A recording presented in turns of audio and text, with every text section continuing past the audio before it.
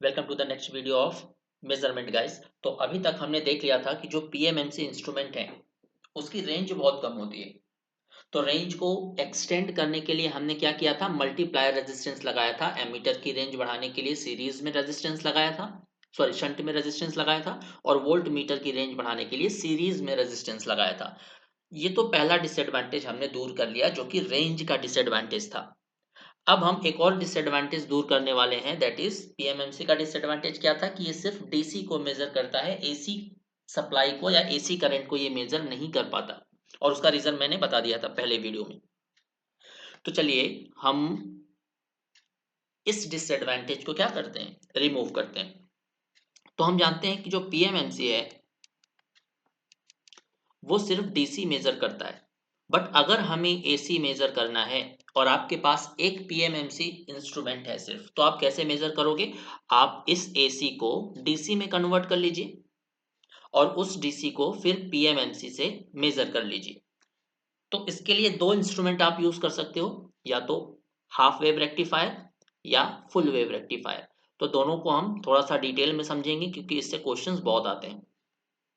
तो सबसे पहले हेडिंग डाल लीजिएगा हाफ वेव रेक्टिफायर मीटर।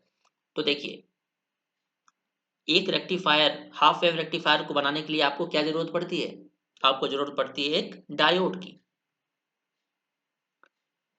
तो ये एसी सप्लाई है, ये एसी सप्लाई का इंटरनल रेजिस्टेंस या वोल्टेज सोर्स का इंटरनल रेजिस्टेंस, ये हमने लगा दिया एक डायोड। और लास्ट में हमने लगा दिया एक पीएमएमसी मीटर, ताकि हम उस डीसी को मेजर कर सकें। तो मान लेते हैं यहाँ पे जो एसी सोर्स है उसका वोल्टेज है वीएम, इस वोल्टेज सोर्स का इंटरनल रेजिस्टेंस है आरएस। डायोड का भी मान लेते हैं, डायोड हमारा आइडियल नहीं है तो डायोड का भी कुछ न कुछ रेजिस्टेंस है, दैट इज आरएफ। और इससे करंट जा रही है आई एम, यानी कि मीटर करंट। और ये पीएमएमसी मीटर है, याद रखिएगा। और इस पीएमएमसी मीटर का रेजिस्टेंस मान लीजिए कितना है, आर एम। ये है पीएमएमसी एमीटर, करेक्ट। तो चलिए हम शुरू करते हैं। तो अब मुझे बताइए, पीएमएमसी हमेशा क्या मेजर करता है? डीसी। तो हम बोल सकते हैं कि जो पीएमएमसी है वो करंट की एवरेज वैल्यू को मेजर करता है। और अगर हम इसके लेफ्ट हाफ, ये जो डॉटेड लाइन में बना रहा हूं, इसके लेफ्ट हाफ पार्ट को हम एनालाइज करें तो हमें क्या पता चलता है, वो एक रेक्टिफायर है। तो यहां से जो करंट जा रही है वो सीधे जा रही है पीएमएमसी में, यानी कि रेक्टिफायर की आउटपुट करंट पीएमएमसी मीटर की इनपुट करंट है। और पीएमएमसी क्या मेजर करता है? एवरेज वैल्यू या डीसी वैल्यू। तो रेक्टिफायर का जो आउटपुट है वही पीएमएमसी का इनपुट है, यानी कि हमें हमें किसकी जरूरत पड़ेगी? हमें रेक्टिफायर के एवरेज वैल्यू की जरूरत पड़ेगी। सो average value of half wave rectifier क्या होगा? वन सेकेंड, यस चलिए। तो मान लीजिए यहाँ से जो वोल्टेज सोर्स हमने लगाया है उसकी वजह से जो करंट फ्लो हो रही है उसकी मैक्सिमम वैल्यू है आई एम, या जो मीटर में करंट जा रही है उसकी वैल्यू है आई एम। तो average value of half wave rectifier क्या होता है? Average value of half wave rectifier, आपको ये बहुत अच्छे से पता होगा। तो आई एवरेज होता है मीटर करंट या maximum current divided by pi.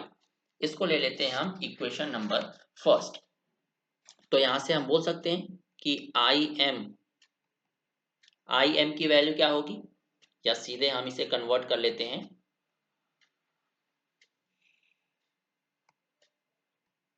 I am की वैल्यू पुट करके, सो यहां से हमारा आई एवरेज कितना हो जाएगा, meter current divided by pi. Meter current कितना हो जाएगा? मीटर करंट हो जाएगा टोटल वोल्टेज कितना है, VM, divided by total resistance. Total resistance कितना है, आर एस, आर एफ और आर एम। तो source resistance forward bias diode resistance plus meter का रेजिस्टेंस, करेक्ट। और यहाँ पे पाई पहले से है, तो ये हमारी हो जाएगी एवरेज वैल्यू ऑफ करंट। अब मुझे बताइए इस Vm को, जो कि है मैक्सिमम वैल्यू ऑफ करंट, इसको अगर RMS वैल्यू में चेंज करें तो कितना हो जाएगा, √2 टाइम्स ऑफ VRMS। तो हम यहाँ से एक नई वैल्यू लिख सकते हैं, I average is equal to √2 times of VRMS divided by pi RS plus RF plus RM, correct. अब एक चीज हम कैलकुलेट करते हैं, √2 डिवाइडेड बाई पाई, पाई की वैल्यू रखिए 3.14 और √2 की 1.414। जब आप इसे सॉल्व करोगे तो आपको कितना वैल्यू मिल जाएगा, 0.45। तो यहां से आई एवरेज हमें कितना मिल गया,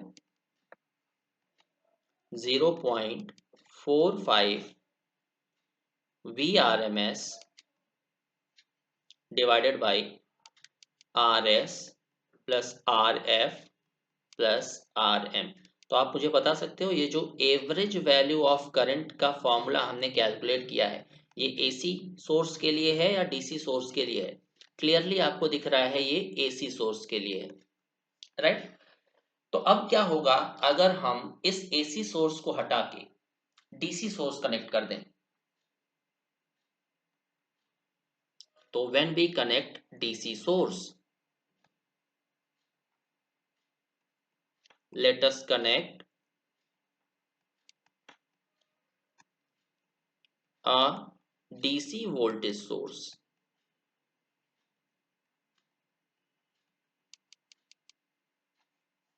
इसको इक्वेशन सेकंड मान लेते हैं।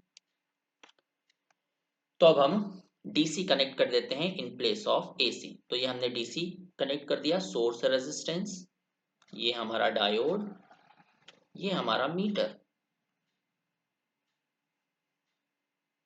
सोर्स रेजिस्टेंस है RS, सोर्स वोल्टेज है हमारा VS, forward resistance of diode है RF, और ये है हमारा PMMC मीटर जिसका रेजिस्टेंस है RM, और इस मीटर से करंट जा रही है IM। तो अगर आपको कोई बोलता है कि इस पर्टिकुलर सर्किट को देख के आप IM की वैल्यू निकालिए, तो IM की वैल्यू क्या निकल जाएगी, यहाँ पे कोई भी RMS वैल्यू या एवरेज वैल्यू या मैक्सिमम वैल्यू का फॉर्मूला यहाँ पे अप्लाई नहीं होगा, क्योंकि यहाँ पे क्या हम यूज कर रहे हैं, DC वोल्टेज सोर्स। और DC वोल्टेज सोर्स के लिए जो RMS वैल्यू होती है वही हमारी एवरेज वैल्यू होती है। तो यहाँ से सिंपली हम IM यानी कि मीटर करंट निकाल सकते हैं, क्या हो जाएगा, VS divided by total resistance, RS plus RF plus RM, correct. तो IM की वैल्यू हम एवरेज या RMS वोल्टेज के फॉर्म में कैसा लिख सकते हैं, ये है DC वोल्टेज सोर्स, और DC वोल्टेज सोर्स के लिए जो एवरेज वैल्यू होती है वही RMS वैल्यू होती है। तो हम VS को हम लिख सकते हैं VRMS divided by RS plus RF plus RM। ये कौन सी वैल्यू हो जाएगी हमारी, बताइए। ये वैल्यू हो जाएगी हमारी DC सोर्स के लिए, ये हो जाएगी DC सोर्स के लिए। तो हम इसे एक और रिप्रेजेंटेशन से रिप्रेजेंट कर सकते हैं, IDC। और इस एक्सप्रेशन को जो कि इक्वेशन सेकंड में है, इसे हम IAC से भी रिप्रेजेंट कर सकते हैं, क्योंकि वो पूरा जो एक्सप्रेशन हमने निकाला है I एवरेज करंट का, वो AC सोर्स के लिए निकाला है। तो आप ध्यान से देखिए इक्वेशन नंबर सेकंड को, इतने टर्म को आप कंपेयर करिए, VRMS अपॉन टोटल रेजिस्टेंस, ये क्या हो जाएगा, IDC। और ये I एवरेज को हम क्या लिख सकते हैं, IAC।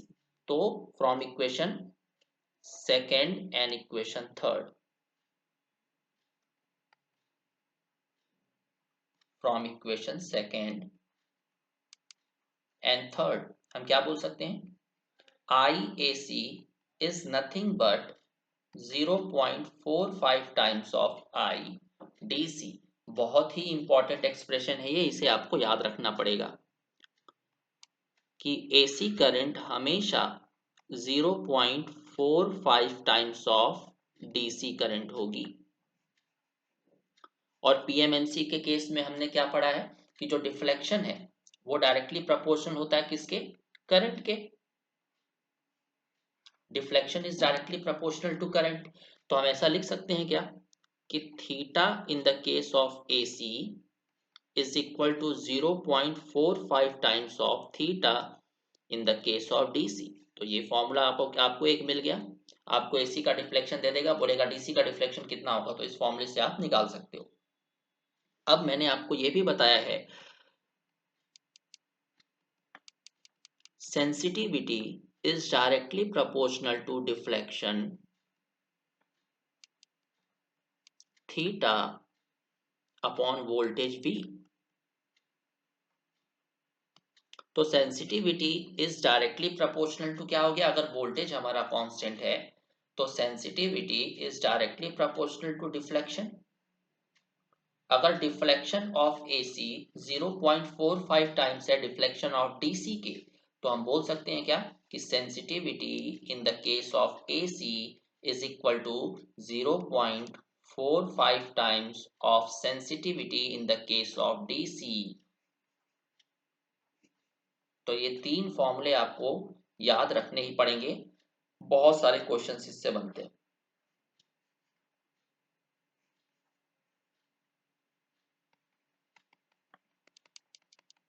तो इसको आप याद रखना पड़ेगा आपको। नेक्स्ट जो इंस्ट्रूमेंट हम पढ़ने वाले हैं, अभी तो हमने हाफ वेव रेक्टिफायर का यूज करके एसी करंट को डीसी में कन्वर्ट किया ताकि हम उसको पीएमएमसी से मेजर कर सकें। अब हम क्या करने वाले हैं, एसी करंट को डीसी करंट में कन्वर्ट करेंगे by using full wave rectifier. अभी हमने क्या देखा था? Half wave rectifier. तो हेडिंग डाल लीजिएगा full wave rectifier meter. Full wave rectifier metre.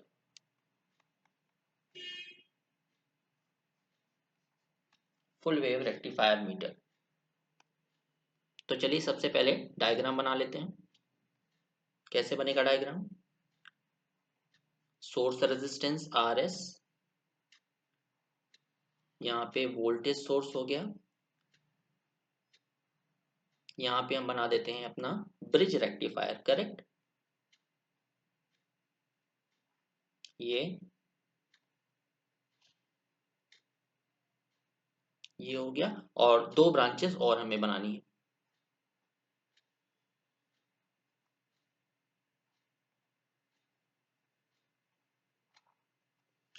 ये ब्रिज रेक्टिफायर बन गया हमारा, और एक मीटर हम कनेक्ट कर देते हैं इससे। ये है हमारा पीएमएमसी मीटर।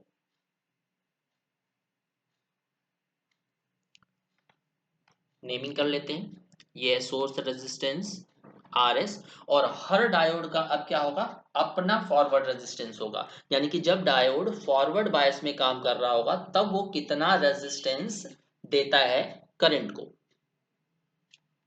तो ये है आर एफ, ये डायोड भी आर एफ, ये आर एफ, ये डायोड भी आर एफ, और यहां पे हमने लगाया है अपना क्या? पीएमएमसी, ताकि जो भी एसी करंट डीसी में कन्वर्ट हो उसको हम मेजर कर लें। तो मान लेते हैं इस पीएमएमसी मीटर का जो रेजिस्टेंस है वो है आर एम। तो अब यहाँ पे मुझे बताइए फुल वेव रेक्टिफायर के केस में एवरेज वैल्यू ऑफ करंट क्या होता है? हाफ वेव रेक्टिफायर के केस में जो एवरेज वैल्यू ऑफ करंट थी वो कितनी होती थी? I am by pi. But full wave के केस में ये आपको पता है, इसीलिए मैं इसको डिराइव नहीं कर रहा हूं, क्योंकि ये बहुत बेसिक है, आप 12th में या फर्स्ट ईयर में ही पढ़ते हो उसे। So average value of current for full wave rectifier क्या होता है? 2Im upon pi. तो I average is equal to 2Im। यहां से जो Im की वैल्यू है मान लेते हैं इस मीटर में जा रही है, तो इस Im की जो करंट है वो हम कैसे मेजर कर सकते हैं? देखिए, एक समय में दो डायोड कंडक्ट करेंगे। तो मान लेते हैं करंट की पाथ हमारी कुछ इस तरह से बनती है।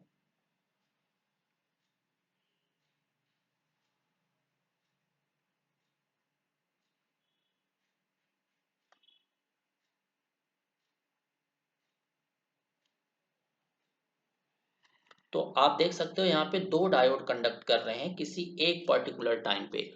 तो अब वोल्टेज हमें आई एम, मीटर की करंट निकालनी है, तो कितना हो जाएगा voltage that is V M, ये वी एम है हमारा वोल्टेज सोर्स एसी का, so V M divided by total resistance. अब टोटल रेजिस्टेंस कितना हो जाएगा R S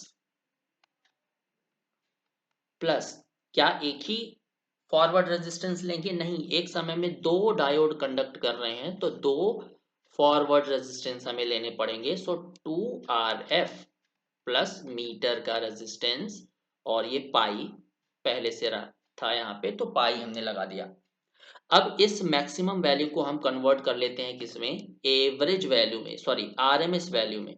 so I average is equal to क्या हो जाएगा, 2√2 VRMS divided by pi source resistance plus 2 times of forward diode resistance plus meter का resistance. इसकी value बताइए क्या होती है, 2√2 डिवाइडेड बाई पाई, सबकी वैल्यू आपको पता है। जब आप इसे सॉल्व करोगे तो इसकी वैल्यू आपको मिलेगी 0.9। तो आई एवरेज की वैल्यू हमें कितनी मिल गई, 0.9 VRMS divided by RS plus 2RF plus RM। और ये हमने किस वोल्टेज के केस में निकाला है, जब वोल्टेज सोर्स एसी था या वोल्टेज सोर्स डीसी था, तो ये एसी के केस में हमने निकाला है, तो इसे आई एसी भी लिख सकते हैं। इसे ले लेते हैं इक्वेशन नंबर फर्स्ट। अब हम क्या काम करते हैं कि इस वोल्टेज सोर्स को हटा के, मैं यहीं पे बना देता हूं क्योंकि दोबारा फिर से सर्किट डायग्राम बनाएंगे तो हमारा फालतू का टाइम वेस्ट होगा। तो अब हम क्या कर देते हैं, इसको डीसी बना देते हैं। ये है प्लस, ये है माइनस, अब ये मिल गया हमें VDC, करेक्ट, VDC। तो इस केस में हमें जो I की वैल्यू है वो कितनी मिल जाएगी, I, अब हम इसे DC लिख सकते हैं, कोई प्रॉब्लम नहीं, क्योंकि ये जो सोर्स है वो DC है, तो जो करंट फ्लो होगी वो भी DC होगी। तो ये हो जाएगा टोटल वोल्टेज VS, या हम इसे VRMS कुछ भी लिख सकते हैं, VS लिख दीजिए या VRMS लिख दीजिए। डीसी के केस में दोनों बराबर होता है, एसी में आरएमएस वैल्यू अलग होती है, मैक्सिमम वैल्यू अलग, राइट, ये बेसिक है, आपको पता होगा। तो हम इसे डायरेक्ट VRMS ही लिख देते हैं, divided by total resistance RS plus 2RF plus RM। इसे ले लेते हैं इक्वेशन नंबर 2। तो अब अगर आप ध्यान से देख रहे हो तो इक्वेशन फर्स्ट में जो VRMS divided by total resistance है वो किसकी वैल्यू है, IDC की, और ये आई एवरेज किसकी वैल्यू है, आई एसी की। तो यहां से कंक्लूजन क्या निकल रहा है हमारा, for full wave rectifier I AC is equal to 0.9 times of IDC। पहला फॉर्मूला जो कि आपको याद करना है, और हमें पता है कि theta is directly proportional to current होता है, तो theta AC is equal to 0.9 times of theta DC. और हमें पता है फिर से कि जो थीटा है वो डायरेक्टली प्रोपोर्शनल टू होता है किसके, सेंसिटिविटी के। तो sensitivity in the case of AC is equal to 0.9 times of sensitivity in the case of DC. तो फुल वेव रेक्टिफायर मीटर के केस में ये तीन फॉर्मूले। ऐसे याद रखिए कि जब हम हाफ वेव रेक्टिफायर की बात करते हैं तो 0.45 का टर्म आता है, बट जब हम फुल वेव रेक्टिफायर की बात करते हैं तो 0.45 वाला जो टर्म है वो डबल हो जाता है, तो इसीलिए 0.9 का टर्म आ जाता है, राइट। तो अब हम चलते हैं अपने नेक्स्ट इंस्ट्रूमेंट पे जो कि है मूविंग आयरन इंस्ट्रूमेंट। पीएमएमसी यहाँ पे खत्म होता है। अगर आपको कोई डाउट है, कोई क्वेरी है, तो आप मुझे कमेंट बॉक्स में कमेंट करके बता सकते हो। नेक्स्ट इंस्ट्रूमेंट है हमारा MI इंस्ट्रूमेंट। यहाँ पे जो MI है उसका फुल फॉर्म क्या है, मूविंग आयरन।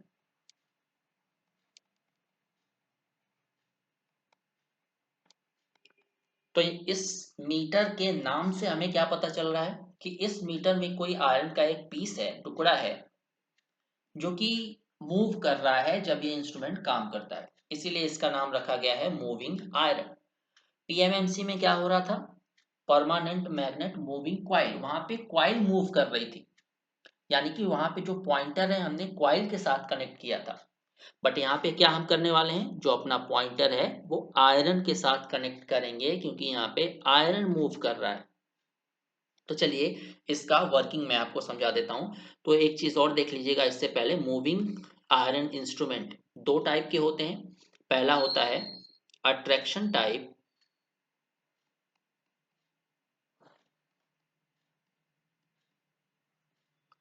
और दूसरा होता है repulsion type.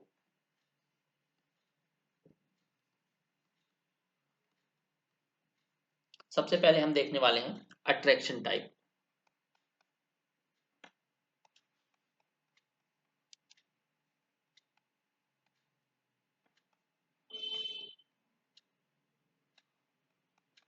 Attraction type MI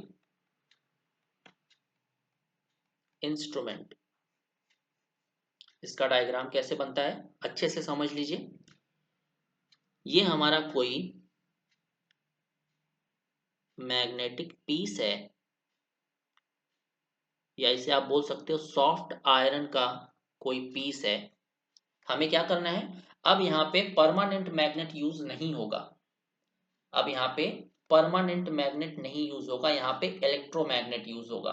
तो इलेक्ट्रोमैग्नेट कैसे बनाया जाता है, किसी भी एक सॉफ्ट आयरन कोर पे आप वायर को वाउंड करके जब उससे करंट फ्लो कराओगे तो आपको क्या मिलेगा, एक मैग्नेट। तो ये हमारे पास क्या बन गया, कोई सॉफ्ट आयरन पीस है, यहाँ पे हमने एक क्वाइल को वाउंड कर दिया है।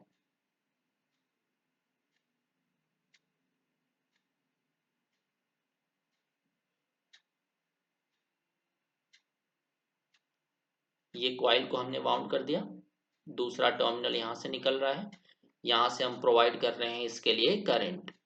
तो करंट यहाँ से आ रही है, करंट यहाँ जा रही है। अब यहाँ पे लगा हुआ है एक आयरन पीस, यह है हमारा आयरन का कोई टुकड़ा। इसको हमने कनेक्ट किया है पाइवट से, नीचे की साइड ये कनेक्टेड है किससे, स्प्रिंग से, ताकि हमें क्या मिल सके, कंट्रोलिंग टॉर्क। कंट्रोलिंग टॉर्क के बारे में आपको अच्छे से पता है। और ये स्प्रिंग को हम क्या कर देते हैं, फिक्स।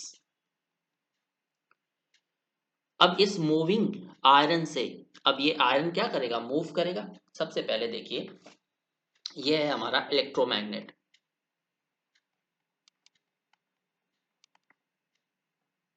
हम इसे इलेक्ट्रोमैग्नेट क्यों बोलते हैं, क्योंकि जब इसमें हम इलेक्ट्रिसिटी फ्लो कराते हैं तभी ये मैग्नेट की तरह काम करता है। इलेक्ट्रिसिटी बंद, मैग्नेट की तरह बिहेव करना बंद। परमानेंट मैग्नेट क्या करता है, वो किसी पे डिपेंड नहीं करता है, वो continuously as a magnet behave करेगा। तो अब ये हमारे पास इलेक्ट्रोमैग्नेट है, ये हमारे पास एक आयरन का टुकड़ा है। तो नेचुरली क्या होना चाहिए, the iron piece will attracted towards this magnet.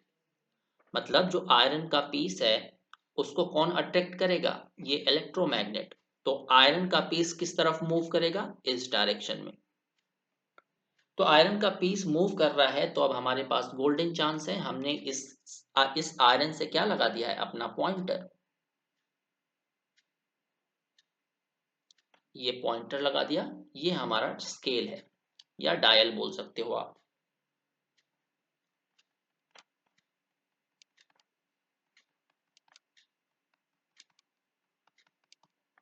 ये हमारा डायल है, या इसे हम स्केल बोल देते हैं। ये है हमारा पॉइंटर, राइट। तो ये पॉइंटर भी मूव करेगा, क्योंकि आयरन पीस मूव कर रहा है। क्यों, क्योंकि आयरन पीस को कौन अट्रैक्ट कर रहा है, इलेक्ट्रोमैग्नेट। तो इसीलिए इसे अट्रैक्शन टाइप एमआई इंस्ट्रूमेंट बोला जाता है, क्योंकि यहाँ पे पॉइंटर हमारा मूव कर रहा है, क्योंकि आयरन पीस अट्रैक्ट हो रहा है इलेक्ट्रोमैग्नेट से, करेक्ट। तो यहाँ पे इसकी वर्किंग प्रिंसिपल आपको याद रखनी है, और इसका जो नोट्स है मैं आपको शेयर कर दूंगा अभी हमारे टेलीग्राम ग्रुप पे, तो वहां से आप इसे डाउनलोड कर सकते हो या अपनी लैंग्वेज में लिखिए। अब आपको सारी वर्किंग पता है तो अपनी लैंग्वेज में लिखोगे आप तो ज़्यादा बेटर रहेगा। तो ये था अट्रैक्शन टाइप इंस्ट्रूमेंट। अब जो नेक्स्ट जिसकी वर्किंग हम पढ़ने वाले हैं वो है repulsion type MI instrument. Heading डाल लीजिएगा, repulsion type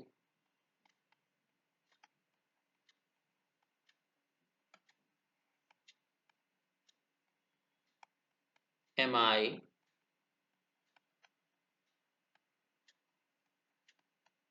instruments.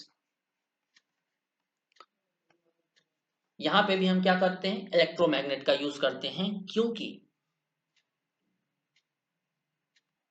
with the help of electromagnet we can control the strength of magnetism। But permanent magnet में हम क्या कर पा रहे थे, मैग्नेट की जो स्ट्रेंथ है, मैग्नेटिक फ्लक्स डेंसिटी एक तरह से बोलें तो उसे हम कंट्रोल नहीं कर पा रहे थे। बट यहाँ पे हमारा मैग्नेटिज्म किस पे डिपेंड कर रहा है, करंट पे। अगर हम करंट का मैग्नीट्यूड कम कर देंगे तो मैग्नेट का जो स्ट्रेंथ है, यानी कि आयरन को अट्रैक्ट करने की कैपेबिलिटी है, वो भी कम हो जाएगी। तो यहाँ पे ये सब हमारे हाथ में है। तो चलिए हम एक इलेक्ट्रोमैग्नेट बना लेते हैं। ये है हमारा, मैं थोड़ा सा लेमन टाइप का डायग्राम बना रहा हूँ, आप अपने एग्जाम में भी बना सकते हो, ये बहुत ही इजीली अंडरस्टैंडेबल है।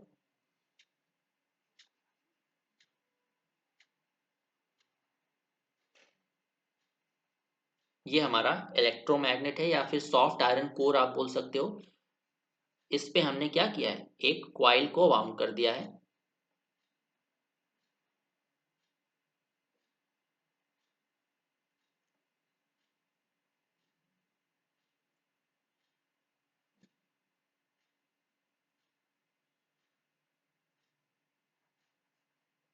ये अब देखिए, इससे करंट फ्लो कराते हैं। करंट यहाँ गया,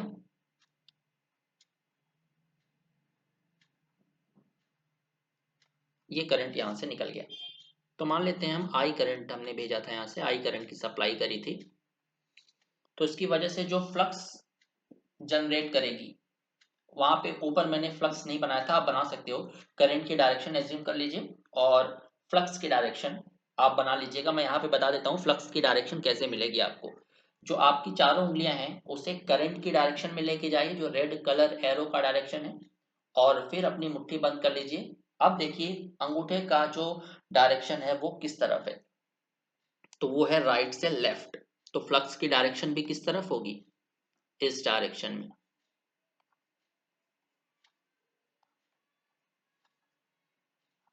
मतलब ये किसी भी आयरन मटेरियल को अपनी तरफ अट्रैक्ट कर रहा है, राइट। अब आप बोलोगे कि ये अट्रैक्ट कर रहा है तो अट्रैक्शन टाइप होना चाहिए, रिपल्शन टाइप कैसे, तो चलिए हम देख लेते हैं। तो यहाँ पे हम दो आयरन बार यूज करेंगे। पहले क्या कर रहे थे हम, अट्रैक्शन टाइप एमआई इंस्ट्रूमेंट में एक आयरन का टुकड़ा यूज कर रहे थे, यहाँ पे दो आयरन के टुकड़े हम यूज करेंगे। ये पहला आयरन बार है, ये है दूसरा आयरन बार। दूसरा आयरन बार को हम कर देते हैं फिक्स, मतलब ये मूव नहीं कर पाएगा। इसको हमने फिक्स कर दिया, ये है आयरन बार, ये भी है आयरन बार।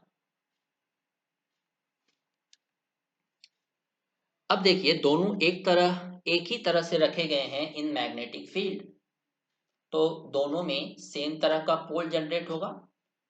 इस आयरन बार को एक तरफ से हम फिक्स करके स्प्रिंग लगा देते हैं ताकि हमें कंट्रोलिंग टॉर्क मिले। मैंने आपको बताया था कि जो कंट्रोलिंग टॉर्क है, जो कि डिफ्लेक्शन टॉर्क के ऑपोजिट लगता है, उसे हम स्प्रिंग के थ्रू प्रोवाइड करते हैं पीएमएमसी में। सेम यहाँ भी स्प्रिंग के थ्रू हम प्रोवाइड कर रहे हैं। तो अब क्या होगा, अगर इस नीचे वाले पोल में, सॉरी नीचे वाले आयरन बार में जो कि हमने फिक्स किया है। यहाँ पे नॉर्थ आ रहा है, यहाँ पे साउथ आ रहा है, तो सेम यहाँ पे भी आएगा नॉर्थ और साउथ। तो अब क्या होगा, इन दोनों आयरन बार के बीच में क्या होगा, रिपल्शन। ये दोनों आयरन बार एक दूसरे को क्या करेंगे, रिपेल करेंगे। करेक्ट। अब देखिए ये दोनों आयरन बार एक दूसरे को रिपेल कर रहे हैं, बट जो नीचे वाला आयरन बार है वो तो मूव नहीं होगा, क्योंकि उसे हमने फिक्स कर दिया है नीचे से। मूव कौन होगा, ऊपर वाला आयरन बार। और ऊपर वाला आयरन बार का भी साउथ साइड मूव होगी, क्योंकि लेफ्ट साइड को हमने स्प्रिंग से जोड़ दिया है। तो ये जो आयरन बार है वो इस डायरेक्शन में मूव करना चाहिए। तो इससे हम क्या कनेक्ट कर देते हैं, एक स्प्रिंग, सॉरी पॉइंटर। यहाँ पे हमने कनेक्ट कर दिया एक पॉइंटर, और यहाँ पे जैसे है डायल।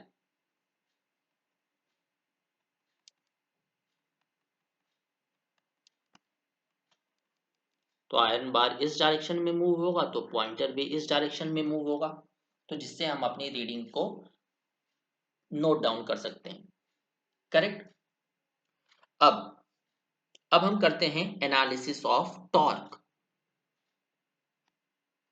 तो देखिए अब ध्यान दीजिएगा, जब moving iron enters the magnetic field the relative permeability changes. यहां पे क्या हो रहा है देखिएगा ध्यान से। आप चाहो तो दोनों, जैसे repulsion type moving iron instrument है और attraction type moving iron instrument है, दोनों को अलग तरीके से टॉर्क का फॉर्मूला डिराइव कर सकते हो, बट एट द एंड आपको मिलेगा सेम आंसर।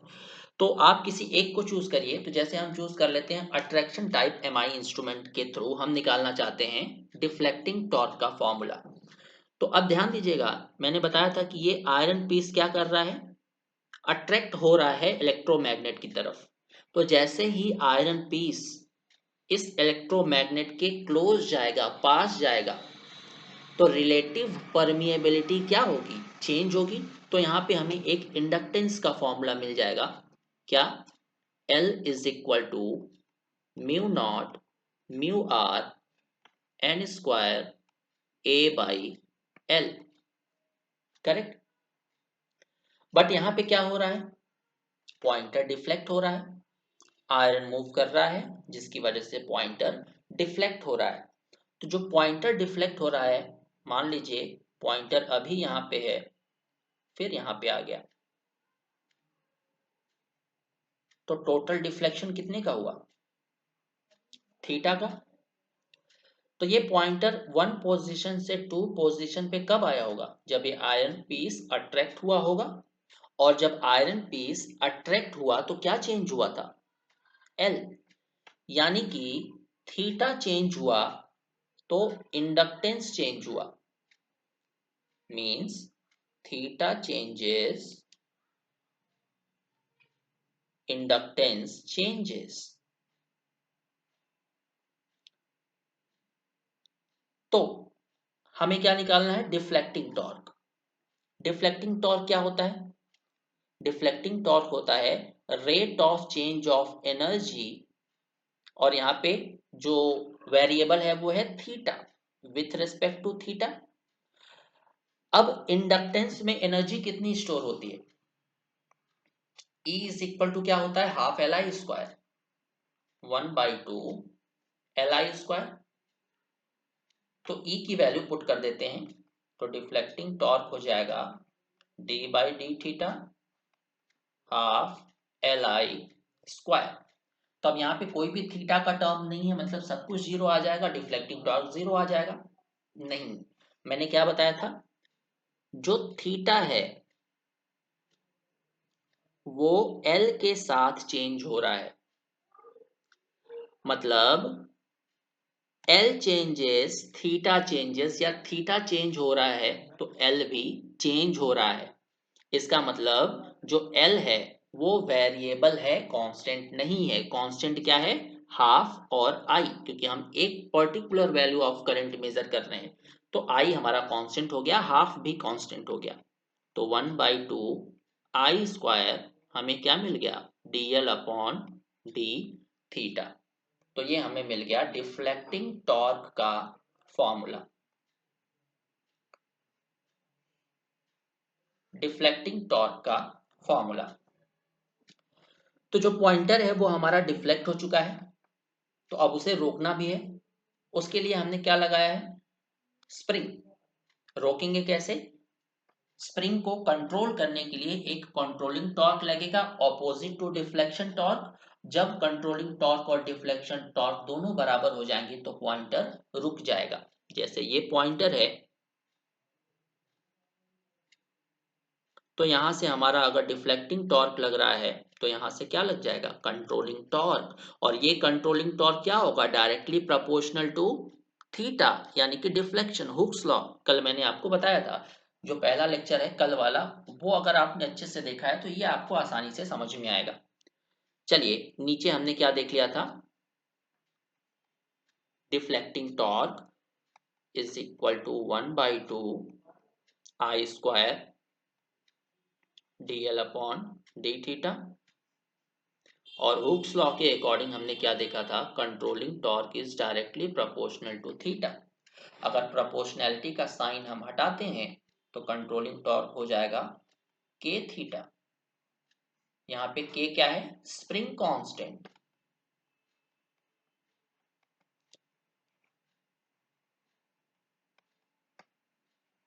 के है हमारा स्प्रिंग कांस्टेंट। तो स्टेडी स्टेट के दौरान क्या होगा? यानी कि जब पॉइंटर रुक जाएगा, कब रुकेगा? जब डिफ्लेक्टिंग टॉर्क कंट्रोलिंग टॉर्क के बराबर हो जाएगा। तो ऐसा लिखिएगा, ड्यूरिंग स्टेडी स्टेट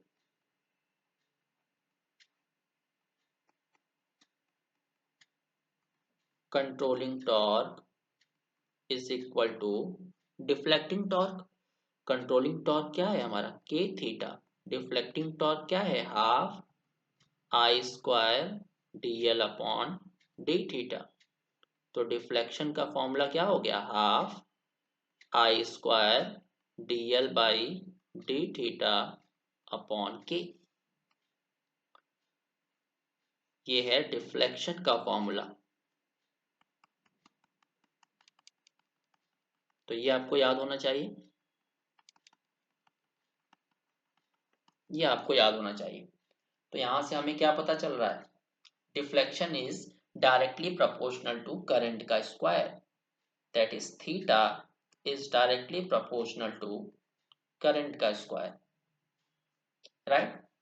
मतलब डिफ्लेक्शन और करंट के बीच में कैसा रिलेशन है? Non linear. तो हमारी स्केल कैसी होगी? यहाँ पे scale must be non linear.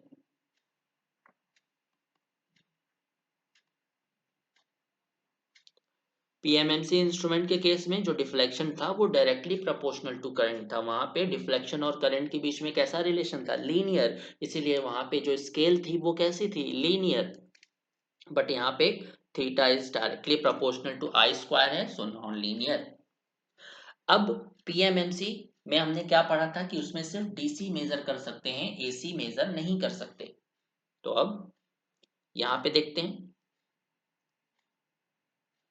मान लेते हैं हमने डीसी मेजर किया, डीसी है 5 एम्पियर। तो ये 5 एम्पियर है, ये कभी चेंज नहीं हो रहा है। तो करंट हमारी पॉजिटिव है, डिफ्लेक्शन हमारा पॉजिटिव है। तो जो हमारा पॉइंटर है वो आगे की तरफ डिफ्लेक्ट होगा। बट वहीं पे अगर हम एसी मेजर करना चाहें इससे, तो देखते हैं क्या होता है।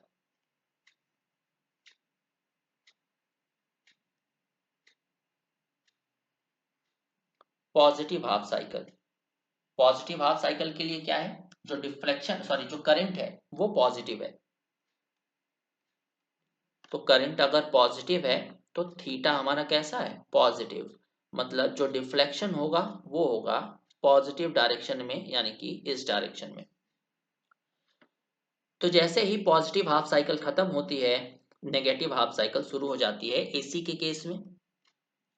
तो करंट अब नेगेटिव है, तो नेगेटिव का स्क्वायर क्या हो जाता है? वापस से पॉजिटिव। तो नेगेटिव हाफ साइकिल के लिए भी जो डिफ्लेक्शन है वो पॉजिटिव ही रहेगा, मतलब जो फोर्स है वो कंटिन्यूअस एक ही डायरेक्शन में लग रहा है, मतलब डिफ्लेक्टिंग टॉर्क हमें दोनों के केस में मिल रहा है सेम डायरेक्शन में, मतलब it can measure AC as well as DC।